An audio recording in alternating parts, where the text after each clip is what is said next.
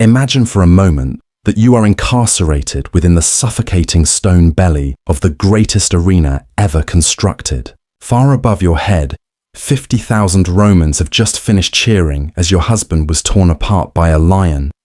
And now, as the crowd disperses, the torches begin to flicker into a cold darkness. But then, you hear it. Footsteps, heavy, deliberate, and undeniably approaching your cell. A shadow eclipses the doorway, revealing a figure still drenched in blood that is not his own. The gladiator who survived the day's slaughter. He points at you. This is not a scene from a Gothic horror novel. This was merely a Tuesday in the grandeur of Rome. But what follows is the part of history they dared not teach you. Before we expose the reality they hid, press the like button to aid our excavation of the truth. And tell me in the comments from which city you are witnessing this history unfold. To understand the full extent of this atrocity, we must first abandon the sunlit sands of the arena floor, where the history books usually linger. We must descend into the suffocating bowels of the Colosseum, into a labyrinthine underworld known as the Hypogeum.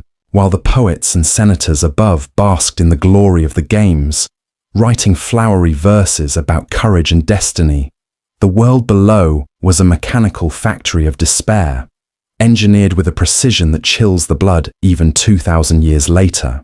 This was not merely a basement, it was a sprawling industrial complex, a chaotic hive of 60 distinct shafts, 32 hydraulic organs, and endless corridors that smelled of rancid oil, wet fur, and the metallic tang of fear. It was here, in the flickering shadows cast by oil lamps, that the Roman Empire revealed its true face. The architecture itself was designed to oppress. The ceilings were low, forcing one to hunch. The air was stagnant, heavy with the heat of thousands of bodies and the machinery of death. And the sound was a cacophony of grinding gears and muffled screams that the cheering crowds above would never hear. But amidst the cages of starving leopards and the armories of the gladiators, there existed specific chambers. Rooms that served no logistical purpose for the games themselves. When archaeologists from the University of Rome and international teams began to peel back the layers of sediment in the 19th century, they discovered something that did not fit the narrative of noble combat. They found small, claustrophobic cells, barely 10 square meters in size, and inside these cells, the stone tells a story that no quill ever dared to record.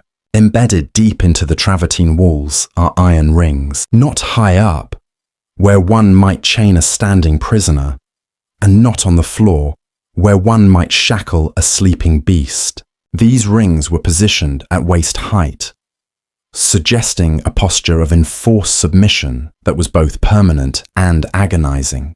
The walls of these chambers, if you look closely under the harsh light of modern forensic lamps, bear the faint, desperate scratches of fingernails, the last silent testament of those who realized that they had not been brought here to fight, but to serve a far darker function. This brings us to the chilling efficiency of Roman bureaucracy. You see, Hollywood has lied to you. They portray the cruelty of Rome as the whim of a mad emperor, a Nero or a Caligula acting out of insanity. But the truth is far more disturbing. The horror beneath the arena was not madness. It was policy. It was a system operated with the same administrative coolness that Rome used to build aqueducts or pave roads. To comprehend how a society could industrialize sexual violence against female prisoners, we must first understand how they stripped these women of their humanity long before they ever reached the city gates. This process began the moment a Roman legion crushed a rebellion in Gaul, or Judea, or Britannia. When the dust of battle settled, the survivors were not looked upon as people. In the eyes of the Roman law, the famous lex romana that forms the basis of our modern legal systems, these women underwent a metaphysical transmutation. They ceased to be personae and became res. In Latin, res means thing, an object, a piece of furniture, a tool. Under the law, a captive woman had the exact same rights as a chair or a livestock animal. If you were to damage a chair, you had not committed an assault. You had merely committed property damage. This legal distinction is crucial because it explains the moral vacuum in which the gladiators and the arena staff operated. They did not see themselves as monsters. In their minds, they were simply managing the state's inventory. The journey of a woman like the one we imagined in our opening, let us call her by a name found etched into the walls of a barracks in Pompeii, Amelia, began weeks before she ever saw the Colosseum. Imagine, if you can bear it, the sheer logistical scale of this suffering. After her village was burned, perhaps somewhere in the mist-shrouded hills of northern England during the Boudicca revolt, she was not merely captured, she was processed. Rome treated conquest like a harvest. The men of military age were often executed on the spot or sent to the mines to work until their hearts gave out. The children were separated, categorized by age and health, and shipped to slave markets in the East. But the women of a certain age and appearance were designated as captivii. They were shackled together in long columns, sometimes numbering in the thousands, and forced to march the hundreds of miles back to the capital. During this death march, their names were erased. An official, known as a commentariensis, would open a ledger and log them not by who they were, but by what they were: female, Germanic origin, healthy, breeding age, destination, imperial games. By the time Amelia reached Rome, she was no longer a mother, a wife, or a daughter of the Brigantes tribe.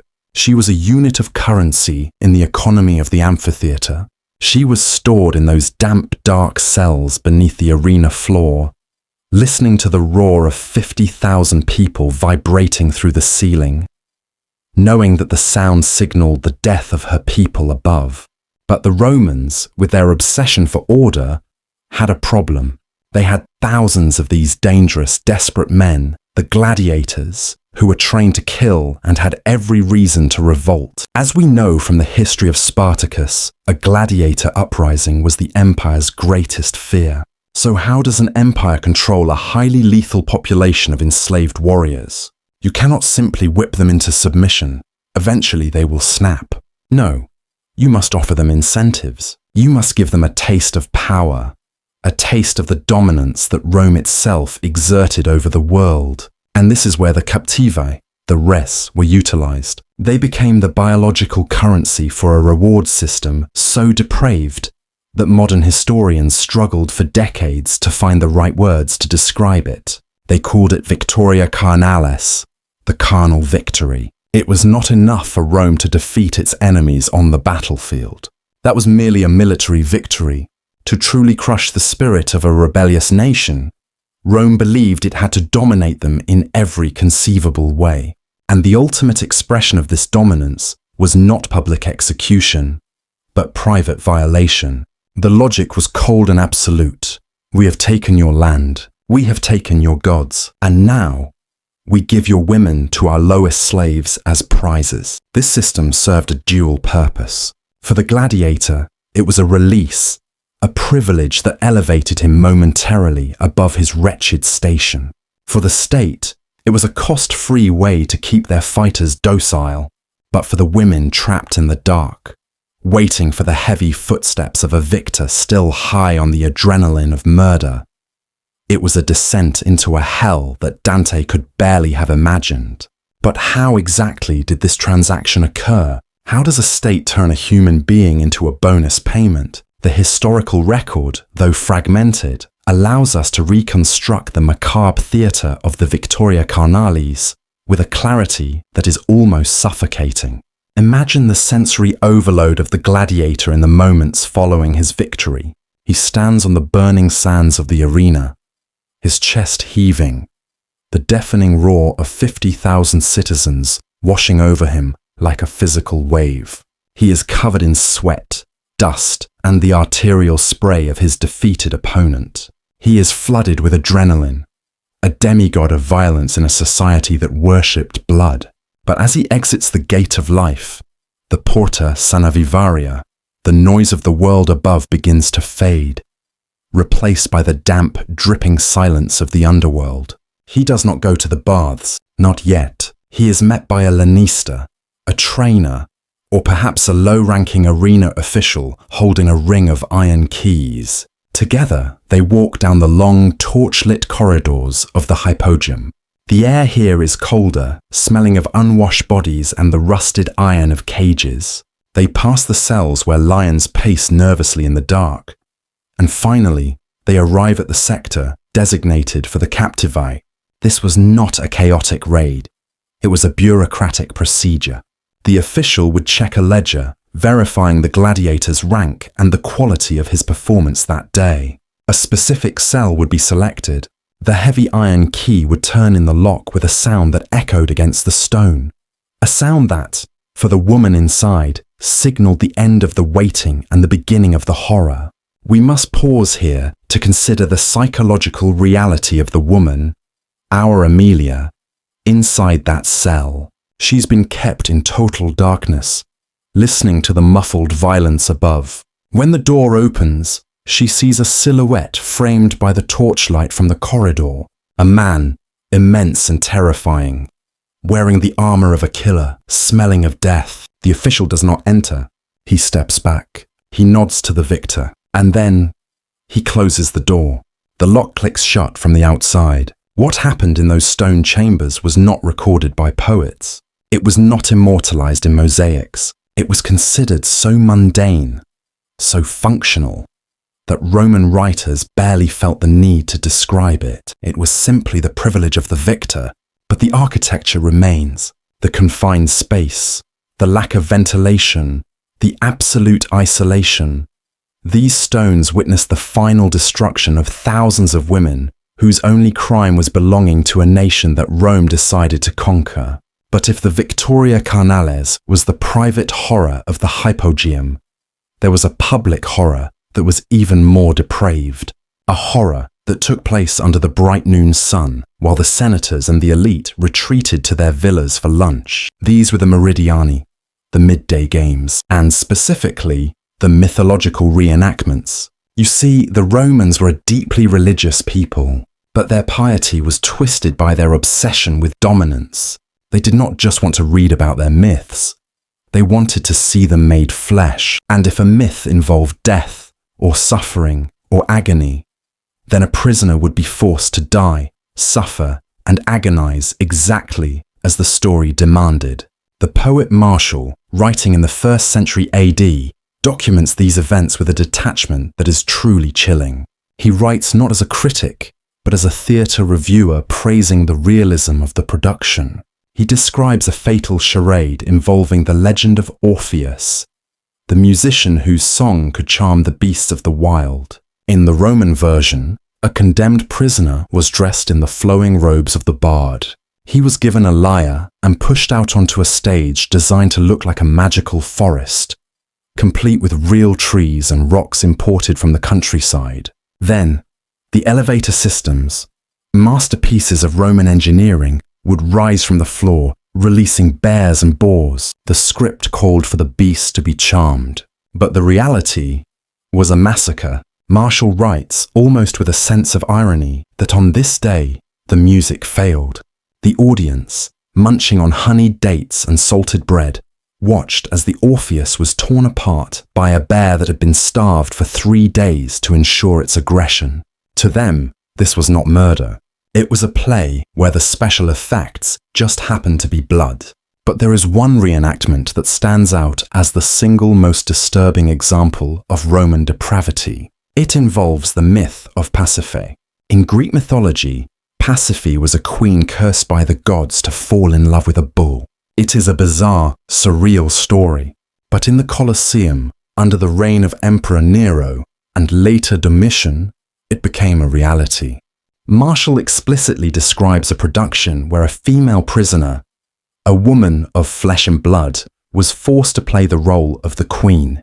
They did not simply throw her to the beast. No, that would have been too simple. They built a wooden structure, a hollow effigy of a cow, engineered with perverse brilliance by the arena's carpenters. The woman was bound inside this trap, immobilized, unable to scream, unable to move. And then, a bull was released into the arena. The description of what followed is where we must draw a veil for the sake of our own souls. But Marshall concludes his poem with a line that should haunt anyone who studies history. Believe that Pasiphae was mated to the Dictaean bull. We have seen it. The ancient fable has been confirmed.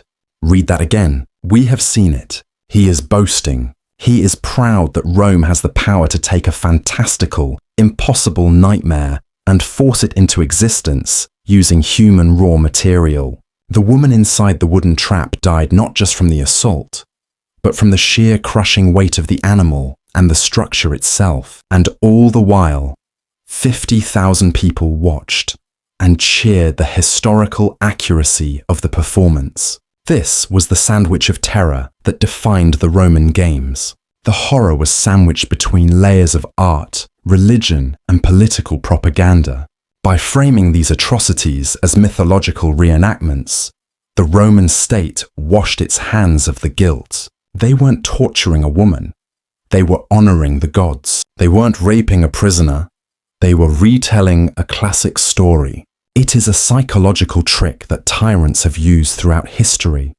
Wrap cruelty in the flag of tradition, and the masses will applaud it. But let us return to the shadows of the Hypogeum, because amidst this industrialized slaughter, there were moments where the system cracked, moments where the humanity of the victims refused to be completely erased. We must look at the physical evidence left behind by the women who endured this. In the gladiator barracks of Pompeii, preserved by the volcanic ash of Mount Vesuvius in 79 AD, archaeologists found the skeletons of 18 people.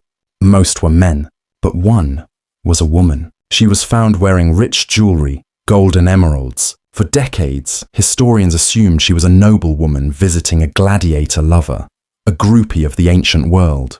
But recent analysis suggests a darker possibility.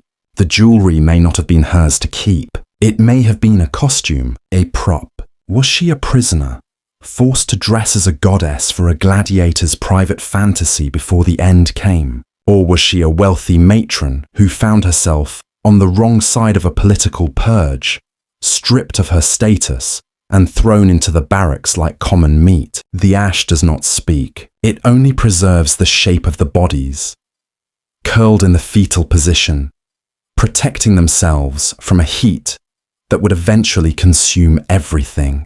Parchment decays, ink fades, the boasted libraries of Alexandria turn to ash, taking the wisdom of the ancients with them into oblivion. But stone possesses a wicked kind of memory. Stone waits, and deep in the subterranean darkness of the amphitheatre in Capua, the very city where Spartacus once launched his doomed rebellion, the stone has preserved a voice that was never meant to be heard. It is here, in the damp gloom of a holding cell that has not seen the sun in 2,000 years, that we find the most damning evidence of the Roman nightmare.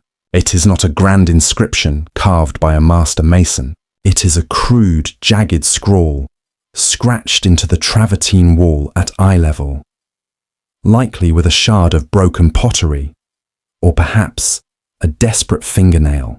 The Latin is broken, the grammar poor, the mark of someone who learned the language of their captors only through the shouts of guards. It reads, in a translation that chills the marrow, I was Amelia of the Brigantes. I saw my children die. Now I am nothing. Let us dwell on that final phrase. Now I am nothing. She does not say, I am dying. She doesn't say, I am afraid. She says she is nothing. This is not a statement of mortality. It is a statement of ontology. It is the cry of a human being who has internalized the Roman law we discussed earlier. She has accepted her status as res. She has watched her own humanity evaporate in the dark, stripped away layer by layer until only the physical shell remains. A shell waiting to be used by a gladiator or a beast. Let us reconstruct the final hours of Amelia based on the forensic reality of these chambers. Imagine the sensory deprivation, The cell is pitch black, save for the sliver of light creeping under the heavy oak door. The air is thick with the smell of old straw, unwashed bodies, and the metallic tang of rust. But it is the sound that breaks her. Above her head, the timber floorboards of the arena creak under the weight of combat. She hears the thud of bodies hitting the sand. She hears the roar of the crowd, a sound like a monstrous ocean, surging and crashing with every kill. She knows that every cheer means another death. And she knows that when the cheering stops, the footsteps will begin. In this terrifying solitude, Amelia does the only thing she has the agency left to do. She leaves a mark. She scratches her name into the wall. Why? It is an act of defiance, a desperate attempt to anchor herself in reality. I was Amelia. It is a claim to a past, to an identity that existed before the chains. I was of the Brigantes. It is a claim to a home, to green hills and grey skies that she will never see again. And then, the resignation. Now I am nothing. This graffiti serves as a counterweight to the entire history of the Roman Empire. We build statues to Caesar. We study the tactics of Scipio Africanus. We marvel at the philosophy of Marcus Aurelius. But Amelia is the fuel upon which their glory burned. She represents the millions of ghosts in the historical record. The women whose bodies were the spoils of war, whose trauma was the entertainment of the elite. But the horror of Amelia's story is compounded when we look at how the Roman public reacted to women who chose to enter the arena. This brings us to a grotesque paradox in the Roman psyche. The scandal of the gladiatrix. You see, while the victimization of captives like Amelia was considered normal, a mundane administrative function, the idea of a free woman entering the arena voluntarily drove the Roman elite into a frenzy of moral panic. The satirist Juvenal, writing with dripping contempt, describes noble women who trained with swords and shields. He writes, "What sense of shame can be found in a woman who wears a helmet? She runs from her gender. Notice the hypocrisy. It was perfectly acceptable for a woman to be raped by a gladiator in a cell. That was just the way of the world. It was acceptable for a female prisoner to be mauled by a bull in a mythological reenactment. That was just religious justice. But for a woman to pick up a sword, to claim the agency of violence for herself, to become the actor rather than the object, that was an abomination." This double standard reached its peak in 200 AD under Emperor Septimius Severus. He attended games in Antioch where female fighters took to the sands. The Greek audience, to their credit, watched with some solemnity, but the Roman spectators, they jeered, they shouted obscenities. They could not process the image of a woman as a warrior. To them, a woman in the arena could only be a sexual object. If she wasn't being victimized, the world didn't make sense. Severus, embarrassed by the rowdiness of the crowd, not by the violence, mind you, but by the lack of decorum, banned female gladiators shortly after. This ban tells us everything we need to know about the Roman soul. They did not ban the Victoria Carnales. They did not empty the cells of the Hypogeum. They did not stop feeding slave girls to lions. They only banned the one instance where a woman might have held power. They wanted their victims helpless. They wanted their res to stay in the dark. And so, the system continued. For centuries after Amelia scratched her final testament into the wall, the machinery ground on. The Colosseum was not just a monument to architectural genius.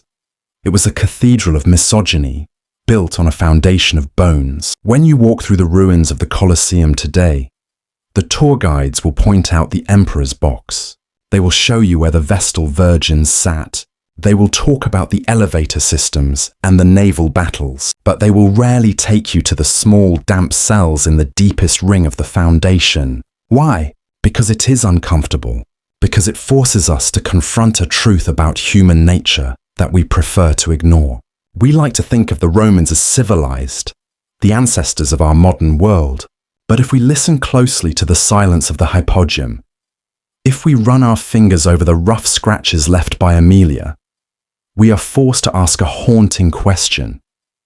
Is civilization defined by the height of its monuments, or by the depth of its mercy. Rome built the highest monuments, but in the dark cells beneath them, mercy was extinct. Amelia's scratch is fading now. Time is doing what the Roman Empire could not. It is slowly erasing her name from the stone. But for this brief moment, through the digital echo of this recording, she exists again. We are witnessing her. We are acknowledging that she was not nothing. She was the price of an empire. And as we prepare to leave the darkness of the ancient world and return to the light of the present, we must ask one final, uncomfortable question. The games eventually stopped. The Colosseum fell into ruin. But did the darkness truly disappear? Or did it simply change its shape? So, how did this nightmare end? We are often told a comforting fairy tale about the fall of the gladiatorial games. The story goes that as Rome converted to Christianity, the moral light of the new faith banished the shadows of the arena. We are told of the monk Telemachus, who, in 404 AD, leapt into the arena to stop a fight and was stoned to death by the mob, shaming the Emperor Honorius into banning the games forever. It is a beautiful story. It speaks of redemption. It speaks of a civilization waking up from a fever dream of violence. But history, true history, is rarely so poetic. The truth is far colder. The machinery of the Victoria Carnales did not stop because Rome grew a conscience.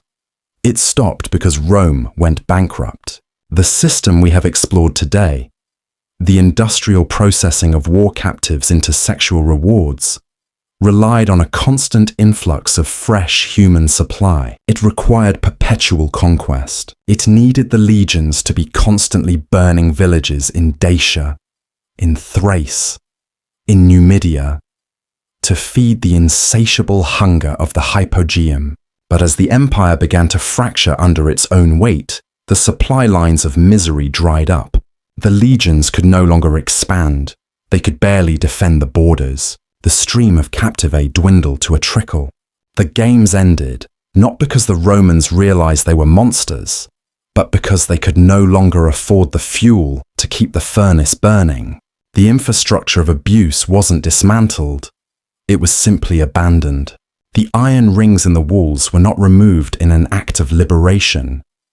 They were left to rust because there was no one left to chain to them.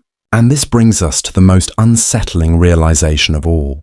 The darkness of the Roman games was never defeated. It merely fell asleep. Fast forward 2,000 years to the present day. If you travel to Rome tomorrow, you will stand in a long line under the Mediterranean sun. You will be surrounded by tourists eating gelato, families pushing strollers, and influencers posing for the perfect selfie against the backdrop of the crumbling arches.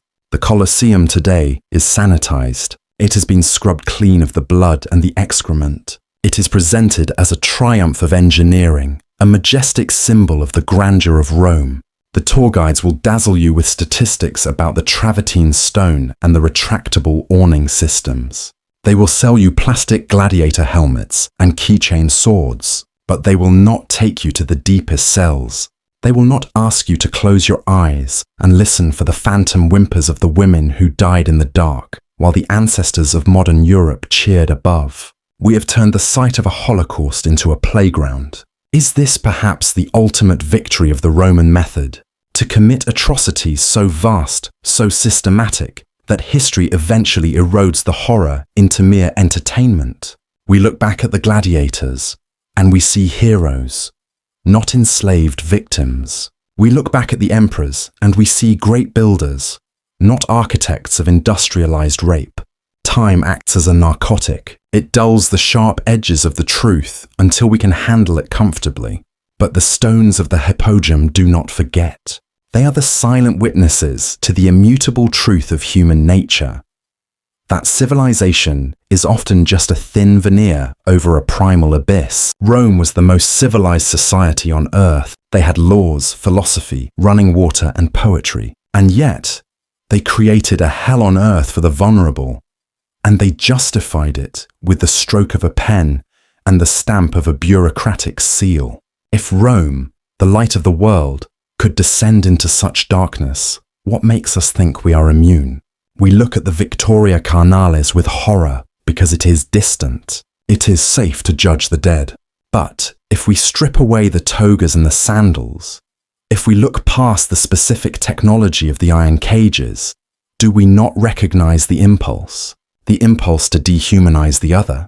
The impulse to turn human beings into commodities? The impulse to look away when the state tells us that certain people are no longer people, but merely res? The Colosseum stands today not as a monument to Roman glory, but as a warning. It is a giant, hollow skull staring blankly at the sky, reminding us of what happens when a society values spectacle over humanity. The next time you see a picture of that great amphitheatre, do not think of the roar of the crowd. Do not think of the clash of swords. Think of the silence. Think of the heavy, suffocating silence of the underground cells after the games were over. Think of the footsteps approaching the door. Think of Amelia and the thousands of nameless women whose lives were extinguished to reward the violence of men. They are gone. The empire that broke them is gone. But the darkness waits. It waits in the blind spots of our own morality, waiting for us to convince ourselves that we are too civilized to ever let it happen again. And that is the most terrifying thought of all. Sleep well.